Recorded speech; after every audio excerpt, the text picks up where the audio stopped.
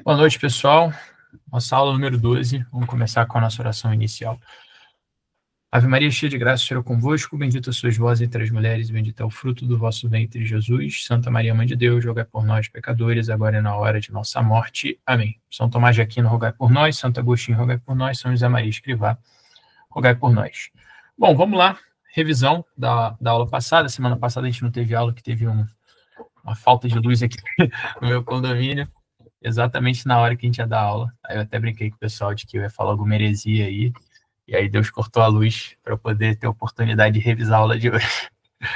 Mas, tirando as brincadeiras, vamos revisar a aula que a gente teve, nossa última aula, a aula número 11, que foi sobre a eclesiologia, né? A gente já está falando desse tema sobre a igreja. No começo a gente falou sobre a importância de São Tomás de Aquino, por que se fala tanto de São Tomás de Aquino, lembrando sempre que na igreja há diversas tradições teológicas, milhares de tradições. A gente pode falar aqui inúmeros doutores da igreja. Depois, se vocês tiverem curiosidade, pesquisem sobre os doutores da igreja, né? Então, tem doutores da igreja que são mulheres, inclusive, Santa Catarina de Sena, são as escolas da igreja, assim, por assim dizer, né? Então, a gente tem a escola tomista, que é uma escola muito forte, mas São Tomás, ele é de 1300. Então, há toda a patrística anteriormente a São Tomás, aos opositores de São Tomás, que geralmente eram os franciscanos, né? Tem Duns Scott, tem São Boaventura, tem diversas escolas diferentes, tem o neotomismo hoje, tem os escotistas, tem os nominalistas, etc, etc. Tem diversas escolas.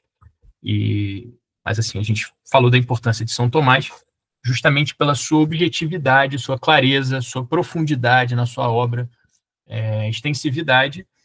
E São Tomás tem uma coisa muito interessante, porque ele junta a vida de estudo com a vida contemplativa, era um grande santo.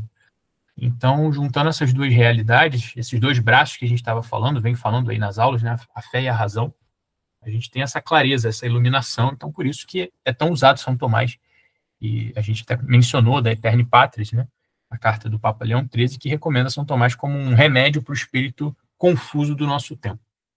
A gente falou também do Espírito Santo, tentamos esclarecer um pouco mais o que seria o Espírito Santo, né? Essa face de Deus, claro que é um mistério, a Trindade sempre vai ser um mistério, mas a gente pode tentar iluminar os conceitos para a gente tentar ter uma mínima noção para melhor participar dessa vida da igreja, né? Que o Espírito Santo é constante. Então, o Espírito Santo é a terceira pessoa da Santíssima Trindade, ele procede do Pai e do Filho, como está no nosso credo, e a gente falou que pela sua natureza, a parte relacional de Deus, procede do Pai e do Filho, essa relação de amor entre o Pai e o Filho ao Espírito Santo. Então, o Espírito Santo é o Espírito de Deus. A gente deu na aula passada os conceitos de Espírito, que pode ser sinônimo de alma, que pode ser sinônimo de pneuma, né? O sopro divino. Existe uma diferença entre alma, corpo e espírito em São Paulo, isso está tudo na aula passada, essa terminologia que a gente usou. A analogia do espírito do homem para falar sobre o espírito de Deus, já que o homem é feito à imagem e semelhança de Deus, então, portanto, se eu conheço o homem, eu posso conhecer, por analogia, a Deus, né? De certa maneira. Assim como a gente faz com a criação. Deus deixa pistas da sua existência pela sua criação, né? Essa é uma das formas da gente provar a existência de Deus, né? Também falamos na aula passada o que é a igreja, a gente falou que vem do termo grego eclésia, que significa chamar para fora, uma convocação, mas essa palavra igreja servia para dizer que era uma assembleia, uma reunião. Então, essa é a nossa igreja. E é muito bonito essa tradução, né, de chamar para fora, porque a igreja está no mundo chamando para dentro, né, de certo sentido, chamando para fora, mas aqui a gente coloca também chamando para dentro, né? A gente pode fazer essa oposição, que é chamando para a barca de Cristo, que a igreja é o corpo místico de Cristo. A gente falou que ela tem relação simbólica com a Arca de Noé, etc, etc. A gente deu algumas chaves interpretativas para a gente ver a igreja já na Bíblia, já nas Escrituras, meio que para vocês terem capacidade de contradizer as pessoas que falam que a igreja só nasceu depois de 300 anos de Cristo, que não é verdade. A gente tem o primeiro concílio da igreja, que é o concílio de Jerusalém, dentro dos Atos dos Apóstolos, que é com a questão da heresia dos judaizantes, com a participação de São Pedro e São Paulo, que divergiam sobre o tema. E aí São Pedro tem a visão dos animais, né, que Deus manda ele comer os animais que teoricamente não poderiam ser consumidos de acordo com a lei judaica, e ele entende que, na verdade, isso simbolizava a abertura da igreja aos pagãos. Então, a gente tem o primeiro concílio da igreja presente nas Escrituras. E a gente também deu esse significado da igreja como um elevador divino. A igreja é o corpo místico de Cristo, é o mistério da salvação e é a forma com que Deus salvou os homens do pecado original, que a gente já viu nas aulas anteriores. Por fim, falamos das características da igreja, que ela é una, santa, católica, apostólica. Una, essa unidade que está no Espírito Santo, que dá essa característica relacional. Nós estamos participando da divindade agora, não somos somente criaturas de Deus, mas somos filhos de Deus propriamente, porque participamos no corpo místico de Cristo com o Espírito Santo da divindade. Então, realmente, aquela frase de São Paulo, que a graça superabundou o pecado, é verdadeira. Ela é santa, porque é o corpo místico de Cristo, portanto, não poderia não ser diferente, não ser santa. É católica, porque é universal, e apostólica, pela sucessão dos apóstolos. Vou começar propriamente a aula de hoje, respondendo uma pergunta. Talvez você já tenha ouvido pessoas falando que a igreja, ou lendo alguma coisa, né, que a igreja é a esposa de Cristo. O que significa isso? Né? Talvez para algumas pessoas isso possa gerar alguma dificuldade. Em primeiro lugar, quando a gente fala de esposa, a gente está referindo aqui a uma realidade matrimonial. Mas é interessante porque Cristo, no Evangelho de São Marcos, ele se define como o esposo, que ama a igreja, que busca uma aliança eterna, definitiva. Nessa interpretação, a gente pode enxergar o Antigo Testamento, a aliança do Antigo Testamento, como um noivado para o efetivo casamento, que é o matrimônio entre o Deus e sua igreja, Cristo e a sua igreja, e esse casamento que se realiza principalmente na assunção da humanidade por Cristo. Deus se tornou homem, assume, e aí sim há o casamento, o verdadeiro matrimônio, essa aliança eterna entre Cristo, essa relação que São Paulo chega a chamar de relação nupcial na carta aos Efésios. Né? Então, realmente, a gente pode utilizar essa interpretação da leitura do matrimônio. Né? Marido e mulher, eles formam um só corpo, como diz o matrimônio, a gente vai falar sobre o sacramento daqui a algumas aulas. Então, realmente, essa é a grande ideia. Né? Nós somos um só corpo com Cristo, esse corpo místico de Cristo, ele se realiza por conta desse matrimônio que existe. É interessante a gente perceber que há uma distinção. Né? A igreja e Cristo, eles são um só por conta dessa união, mas são pessoas distintas. Jesus é Jesus, a igreja é a igreja. Mas nessa união entre Jesus e a igreja há unidade. Por isso que a gente pode dizer que a gente participa do corpo de Cristo, porque é como se fosse um matrimônio verdadeiramente. Assim como a esposa e o marido participam de um só corpo. Então, essa é a grande beleza. E, de certa forma, a gente pode ver na pessoa de Maria, a mãe de Cristo, essa antecipação da realidade da igreja na história. Porque Maria é esposa do Espírito Santo, ela recebe o Espírito Santo, concebe do Espírito Santo. Ela é mãe de Deus, mãe de Cristo, e ela é filha de Deus Pai. Ou seja, Maria é o ser humano, a mãe da humanidade, que tem a trina união com Deus. Né? O primeiro ser humano que tem essa união íntima com Deus, que é a união que nós temos dentro da igreja. Então, acho que está bem respondido essa questão. Vamos começar a aula de hoje. A gente tem o nosso título aí, né? Igreja Católica Apostólica Romana. A gente já falou sobre a catolicidade, que é a universalidade, já falamos sobre por que a igreja é apostólica, né? Que ela sucede dos apóstolos. Agora, a gente vai falar sobre por que a igreja é romana, mas isso a gente só vai explicar lá para a parte final da aula. Primeiramente, o que eu gostaria de falar com vocês? Eu li uma vez um artigo no Vatican News que ele fala uma coisa muito interessante sobre a igreja, e a gente está falando aqui de eclesiologia, não tem como a gente não mencioná-lo. Esse artigo dizia: a igreja é criada por vontade e atitude de Cristo, unido ao seu fundador, participa e atualiza a obra da redenção operada por ele na Páscoa. Isso é muito, muito bonito, essas duas palavras são muito fortes. Participa e atualiza. A igreja participa e atualiza por vontade e atitude de Cristo. Então é como se fosse a igreja participando desses momentos que a gente contemplou, principalmente da morte e ressurreição de Jesus, rompendo essas barreiras do espaço e do tempo. Agora, a gente fala muito de igreja, vem um dos grandes axiomas da eclesiologia, que talvez você já tenha ouvido falar, que é a seguinte frase: fora da igreja não há salvação. Quem já não ouviu essa frase, que na verdade é uma frase latina, mas aqui a gente traduzindo: fora da igreja não há salvação. Essa afirmativa é muito constante nos padres da igreja. Como que a gente lida com isso? Porque se a gente for levar esse axioma nas suas últimas consequências, as pessoas só iriam para o céu se participassem da igreja. Quem não é católico, não tem acesso ao céu. E parece que essa interpretação não é a mais correta, pelo menos a gente fica com uma pulga atrás da orelha ao pensar nisso, mas quem já não pensou nesse tema, pô, será que os meus parentes que não são católicos vão ser salvos, né? Alguma coisa do tipo, alguma preocupação? Então, qual é o esclarecimento que a igreja dá sobre esse tema? Realmente, isso é verdade, a igreja é porta de entrada para a salvação dos homens. Nós sabemos que pelo batismo é que é possível a salvação, somente pelo batismo, somente pela igreja. Se a gente fala dessa realidade matrimonial de Cristo com a igreja, em todo esse sacrifício de Cristo para assumir a humanidade, não faz sentido depois a gente vai falar que há outras formas de redenção do homem. Se houvesse outras formas de redenção do homem, a gente estaria assumindo que todo o sacrifício de Cristo, toda a sua assunção é irrelevante, porque se havia outra forma mais fácil. Então a gente primeiro tem que concordar que a igreja é a única porta de salvação, porque todo mundo que se salva está nessa barca. Alguém se salvou fora da barca de Noé, no Antigo Testamento? Não, essa é a mesma simbologia da igreja. Mas a gente não pode levar esse argumento até as últimas consequências. Por quê? Como a gente sabe, a gente já falou em umas aulas passadas, que quando a gente morre, a gente participa dos novíssimos, né? Que é a morte e as realidades extratemporais, que são o céu, o inferno, o purgatório. Extratemporais, entre aspas, né? E principalmente na morte a gente tem um momento que é o juízo particular. E é nesse juízo particular que há o julgamento. A gente vai botar aqui essa palavra sem entrar na explicação profunda dela. Há o julgamento de acordo com a sua consciência, de acordo com a sua vida, se você teve uma vida plena ou não, para que você possa se deparar, para que você possa estar diante da presença de Deus. Agora, se eu estou falando que a igreja é a salvação, se eu participo da igreja, significa que eu já estou salvo? Não. Se fosse assim, não necessitaria ter juízo particular, né? Eu falaria lá, passaria com meu passaporte aqui, ó.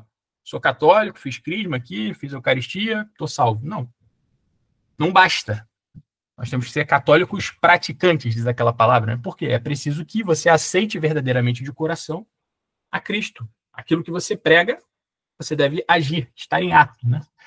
Agora, a igreja, ela explica que o outro extremo também não é verdadeiro. Não significa que todas as pessoas que não são católicas, que não tiveram acesso à fé, serão condenadas no inferno. A igreja no catecismo esclarece que as pessoas que, sem culpa própria, não tiveram acesso ao evangelho de Cristo, à igreja, à verdade, não tiveram acesso à verdade, elas são, de alguma forma, movidas pela graça, porque Deus chama os homens, como a gente falou na nossa primeira aula, Deus está constantemente chamando os homens, e por meio de uma lei natural, de uma lei interior, que São Paulo fala nas suas cartas, que Deus infunde essa lei interior no coração dos homens, que a gente vai chamar de lei natural, que não é uma lei no sentido de, o homem então não tem liberdade, não, a lei natural do homem abarca a liberdade humana, e por meio desse conhecimento interior, o homem é capaz de julgar o que é bom, o que é mal, de forma mínima, pela sua consciência. Ou seja, há algum tipo de acesso, por conta dessa ignorância, à igreja. Essa ignorância que a gente vai chamar de ignorância invencível. E também há algum tipo de acesso a essa igreja, parcialmente e de forma deficiente, por outras religiões. Porque, como a gente falou na nossa aula número 2, as outras religiões querem e buscam o sagrado. Então, há uma participação parcial e imperfeita. Ou seja, há uma forma dessas pessoas se salvarem. Agora, isso não é sinônimo de um indiferentismo religioso. A gente não pode esquecer de todos os mártires que morreram por negar prestar adoração ao imperador romano na nossa igreja primitiva. A gente não pode esquecer de todo o sacrifício dos santos. Então, não é um indiferentismo no sentido, olha, todo mundo pode ser salvo, misericórdia, misericórdia. Não. Há necessidade da gente lidar tanto com a misericórdia de Deus, tanto com a justiça. E é claro que, por meios naturais, a salvação se torna muito mais difícil. Pense você com os sacramentos, já é difícil a gente ter uma vida de virtude, buscando os sacramentos, buscando a Deus, buscando a vida de oração, imagina sem. Então, verdadeiramente, as pessoas podem ser salvas até por nossas orações, as orações da igreja. Rezamos pelos pecadores, pela conversão das pessoas, rezamos por nossos familiares. E a gente deve sim acreditar na salvação deles.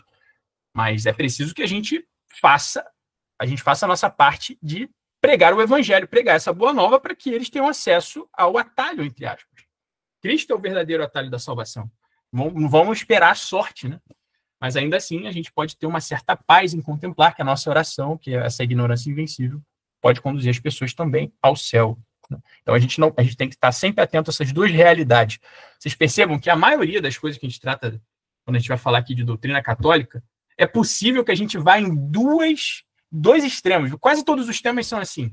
Se você se radicaliza, você entra num tradicionalismo. Se você relativiza demais, você cai num relativismo, né? Então a gente vai chamar de um indiferentismo, um rigorismo. Quase todos os temas da igreja são assim. Geralmente, como diz São Tomás, né, o justo está no meio.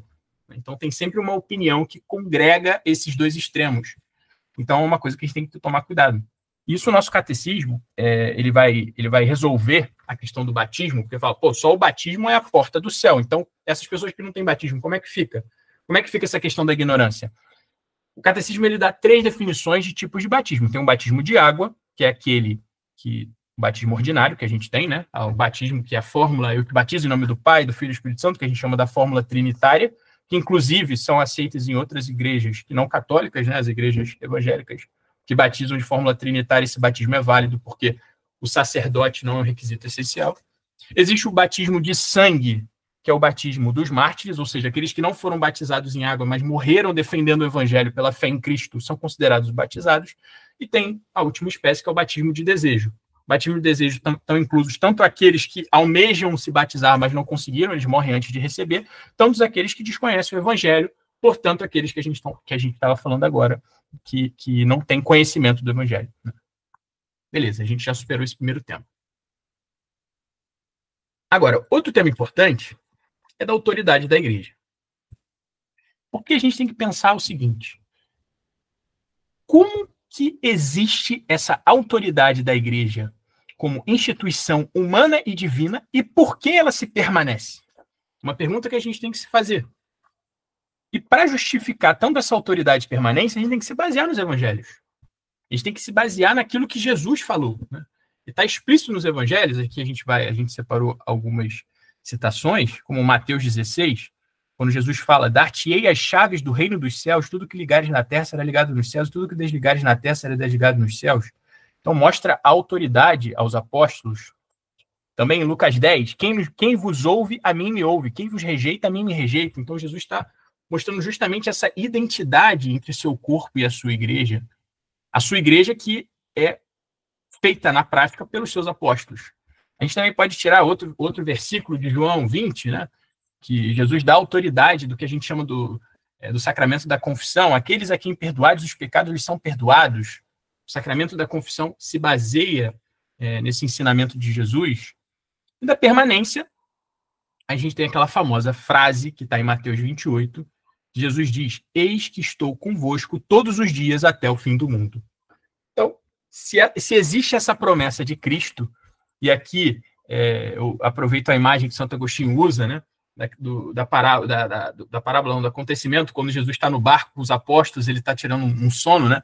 E aí começa a tempestade, e os apóstolos ficam desesperados, e, Jesus está dormindo aí, acorda ou não acorda, né? Fico imaginando como é que deve ter sido aquela situação ali, né? Todo mundo, a gente vai morrer aqui, Jesus dormindo, né? Jesus é Deus, está dormindo. E Jesus, quando ele acorda, ele fala: olha, vocês não têm fé, eu sou Deus, né? Ele manda silenciar as águas e as águas se silenciam. E Santo Agostinho diz que isso é o símbolo da igreja, né? A igreja está passando por diversas crises, diversos problemas, e aí todo mundo fica: meu Deus, onde está Cristo? Onde está Deus? Não sei o quê. Deus está lá, né? Deus está lá dormindo, né? Entre aspas, deixando o tempo, deixando a liberdade dos homens, e quando menos a gente espera, tudo se resolve, né? Como se fosse, se dissolve, toda a temporalidade se dissolve no meio da eternidade de Deus. Então essas bases do evangelho são importantes para a gente sustentar a nossa fé na autoridade da igreja. Agora, essa autoridade, ela é manifestada pela hierarquia da igreja. Como que funciona a hierarquia da igreja? Isso é uma coisa muito importante da gente saber de doutrina. A gente sabe que, na igreja, quem exerce a hierarquia propriamente são aqueles que recebem o sacramento da ordem. São os sacerdotes, os bispos, né? Que recebem o sacramento da ordem e, portanto, participam da hierarquia da igreja. Mas não se esqueçam de que o Concílio Vaticano enfatiza muito isso, de que todos nós participamos do sacerdócio de Cristo, participamos do sacerdócio comum de Cristo, enquanto os sacerdotes exclusivamente participam do sacerdócio ministerial. Então, a gente não se esquiva, né? Só o padre é sacerdote. Não, nós somos sacerdotes também. Participamos dessa função sacerdotal de Cristo. Mas os sacerdotes, aqueles que recebem o sacramento da ordem, propriamente participam da hierarquia da igreja. Agora, uma coisa interessante a vocês pensarem. Agora a gente teve a oportunidade de vivenciar um conclave. Vocês percebem a incapacidade dos jornalistas, dos analistas políticos, de entender a relação de poder no Vaticano? Como que é uma coisa assustadora, eles não conseguem entender. Eles tentam nomear, tentar botar uma parte progressista na igreja, né? Um partido conservador e um partido progressista, né? Tem até aquele filme Conclave, e as coisas ali estão se relacionando. Claro que ninguém é ingênuo aqui, é óbvio que isso existe. Existe uma politicagem, óbvio que existe. Agora, as pessoas não entendem que na igreja, uma coisa essencial, poder dentro da igreja é sinônimo de serviço. Isso é a grande chave para a gente entender a autoridade na igreja. Aquele que serve, ele não é o que mais manda, que mais exerce opressão, é o que mais serve aos outros. Como Cristo disse em Marcos 10, quiser tornar-se grande entre vós, seja o vosso servo, e todo que entre vós quiser ser o primeiro, seja escravo de todos. O que Jesus está falando aqui? Ele está falando que a estrutura da igreja, ela não é a estrutura do mundo. É o inverso da estrutura do mundo. E por isso que a coisa dá certo. Quem está mais acima busca servir mais. Quanto mais acima você está, hierarquicamente, mais responsabilidade você tem. Você vê o nosso Papa Leão XIV, que a quantidade de coisa que ele está fazendo, impressionante, né? Mal assumiu, né? Uma reunião e liga para político, tenta lidar com o problema mundial da guerra e trata com uma coisa lá, trata com uma coisa lá, recebe pessoa, abraça, tira foto, faz audiência, porque é serviço. Jesus veio para servir, Jesus nem dormia. A gente vê nos evangelhos que Jesus ia descansar o pessoal e aquele povo ia seguindo ele, né? Então, essa é a grande chave para a gente entender o poder de autoridade na igreja. Não é o poder monárquico, é o poder de serviço. Agora, como que funciona o governo da igreja? A gente tem a estrutura fundamental, que para vocês talvez seja óbvio até, né? Do Papa, dos bispos, dos presbíteros e dos diáconos. O Papa é o bispo de Roma, é o sucessor de Pedro. Pedro tem a primazia dentre os apóstolos. Essa primazia, a gente já falou em aulas passadas, está comprovada dentro dos evangelhos. Quando citam os apóstolos, Pedro é sempre o primeiro a ser citado. Pedro teve seu nome mudado para pedra, que é fundamento. Teve o chamado explícito de Cristo a conduzir a igreja. Teve o chamado das três confirmações do amor, etc. Isso é provado etimologicamente por meio dos evangelhos. Então, o Papa é o sucessor de Pedro, ele é o primaz. O poder do Papa é supremo, é imediato, é universal na igreja. Os bispos são os sucessores dos apóstolos, os chamados a governar as dioceses, arquidioceses. E os cardeais são bispos. Os cardeais não são, cardeal, um negócio acima do bispo. Teoricamente, ele é acima porque ele é um bispo de Roma. E a gente vai falar o porquê que a igreja é romana daqui para frente. Então, o cardeal, ele é um bispo. Os presbíteros são os sacerdotes que exercem os sacramentos, que recebem o sacramento da ordem, mas eles pastoreiam os fiéis em nome dos bispos. Os sacerdotes, eles estão sempre ligados à autoridade do bispo local. Tá? E os diáconos, tem os diáconos permanentes e temporários.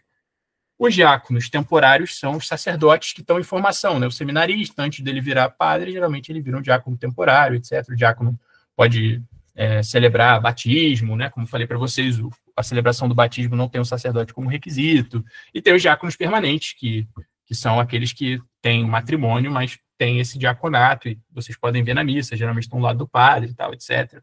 Celebram um casamento, que não tem requisito de sacerdote, batismo, ajudam um padre a pastorear a comunidade. Tá?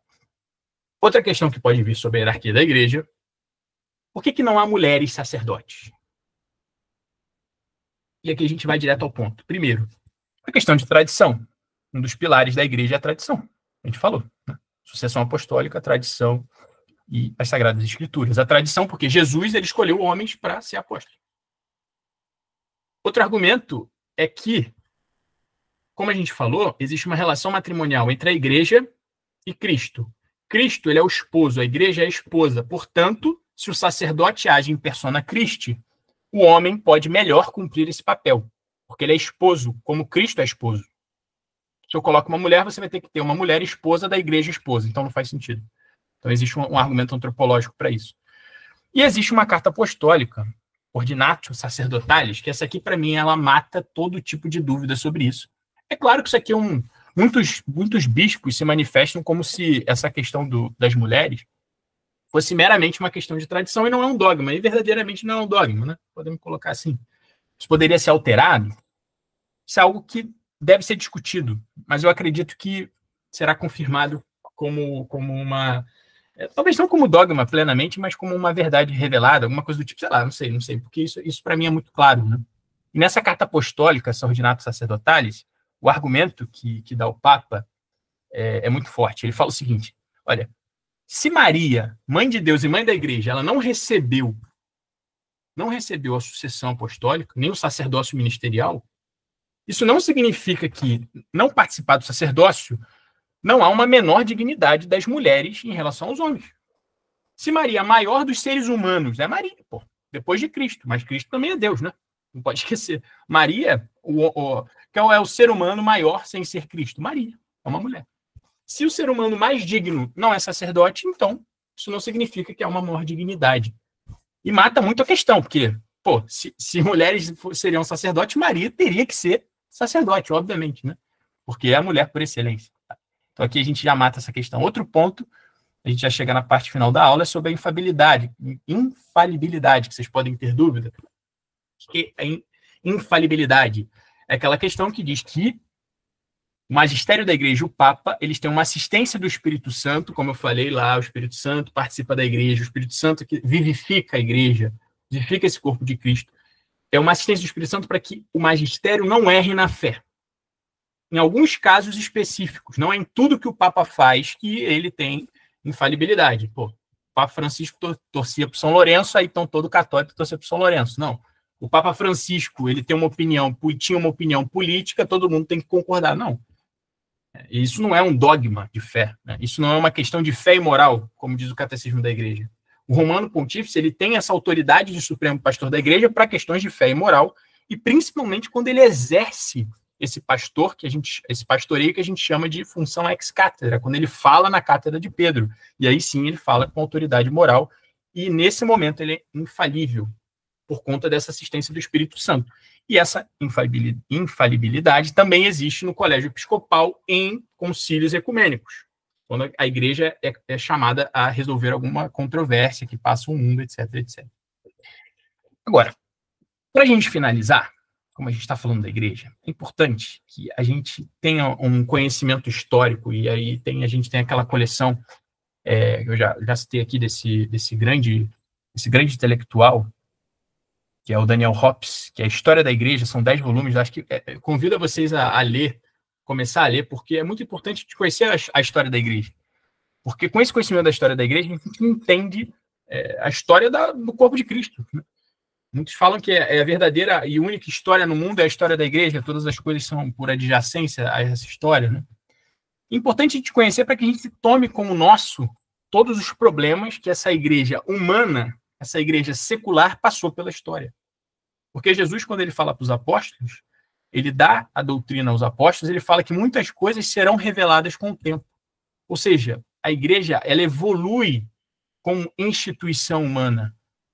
A igreja evolui em rumo à perfeição, como a humanidade evolui em rumo à perfeição por livre e espontânea vontade de Deus, como a gente falou na criação. Deus poderia ter criado o mundo totalmente perfeito, mas não.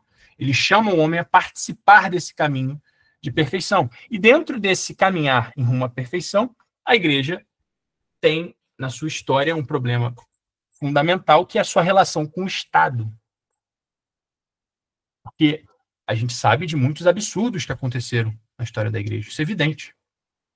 Por conta de que, se a igreja funciona na lógica do serviço e o Estado na lógica do poder, quando essas realidades conversam, a coisa não funciona. A coisa não dialoga. Porque se o Estado utiliza do poder espiritual da igreja para exercer o seu poder imperial, a coisa não dá certo. E isso é comprovado historicamente. Então a igreja, ela não tem um projeto político. Não existe um projeto político, existe uma missão salvífica. A igreja quer salvar os homens. Então a gente tem que tomar cuidado que nas questões temporais há uma liberdade, há um livre-arbítrio. É claro que esse livre-arbítrio de opiniões, sejam políticas, socioeconômicas, familiares, sociais, eles são limitados pela lei natural, são limitados pela lei divino positiva, que são os 10 mandamentos. É claro que existe um limite da razoabilidade. porque o livre-arbítrio ele não nega a si mesmo. A liberdade é limitada pela liberdade dos outros. A liberdade ela só existe na verdade. Então a gente tem que tomar cuidado para não impor aquilo que não deve se impor. Existem sim coisas que são indiscutíveis, como o aborto, mas existem coisas que são flexíveis. Existe uma certa laicidade saudável. Não é um Estado laico totalmente ausente de religiosidade, mas um Estado que respeita a secularidade, as opiniões, as contingências. Isso é importante para que a gente não defenda volte a defender uma confessionalidade dos estados, porque essa junção de realidade não faz sentido para a missão da igreja, prejudica e atrasa a missão da igreja. Isso você vê durante a história. Claro que é muito bom a igreja ter poder político, né? É muito bom que a gente tenha um Estado confessional católico. Nossa, isso é excelente, sim, é excelente, muito bom, né? Mas será que essa falta, essa confusão não gera malefícios à estrutura da igreja? Quando a gente vai pensar na Idade Média de famílias de nobres que queriam que seus familiares se tornassem papas para exercer poder político sobre outros estados. Então é uma coisa muito preocupante. É claro que não deve existir uma separação total entre Estado e Igreja. Isso é uma utopia do Estado moderno, isso é uma utopia moderna, diria até que um absurdo essa separação total, essa ideia de laicidade extrema. Existe uma relação institucional, mas essa relação é complementar, e as duas realidades são completamente diferentes, as duas funções são completamente diferentes. Agora, na parte final da aula, a gente chega... Por que a igreja é romana? A gente tem no nosso credo que a igreja é una, santa, católica, apostólica. Mas de onde que vem a palavra romana? Muita gente utiliza isso para falar mal da igreja. Não, a igreja não é católica, não é universal, a igreja é de Roma, a igreja é do Império Romano. Olha, essa questão se resolve de forma bem simples. Roma é um adjetivo depois de Igreja Universal. Por quê? Porque Roma era a sede primaz de Pedro. É onde foi martirizado Pedro e Paulo. A vitória da igreja sobre o Império Romano, que foi o maior império da história, de maior domínio da história, simboliza a vitória dos mártires e a vitória da igreja. O sangue dos mártires ganharam do grande poder político. Ou seja, o poder político que funciona na lógica da opressão foi derrotada pelo Estado servil, pelo poder servil, poder de serviço, poder das massas, poder das pessoas, poder espiritual dado por Deus, e mostra a presença de Deus nessa sua aliança que a gente chama de igreja. Tá? Então, essa é a missão da igreja. A missão da igreja é a salvação, quer que todos sejam batizados, quer manifestar a glória de Deus e Cristo quer que os homens conheçam a sua bondade, conheçam a oportunidade da salvação, conheçam a verdade, sejam felizes e cumpram a beatitude, que é aquilo que o nosso coração anseia. E cabe a nós, chamados por Cristo, a participar dessa boa nova. E aqui a gente finaliza a nossa aula de hoje e as duas aulas sobre eclesiologia. E na próxima aula a gente já vai começar o nosso novo tema e vou abrir agora para perguntas aí para vocês.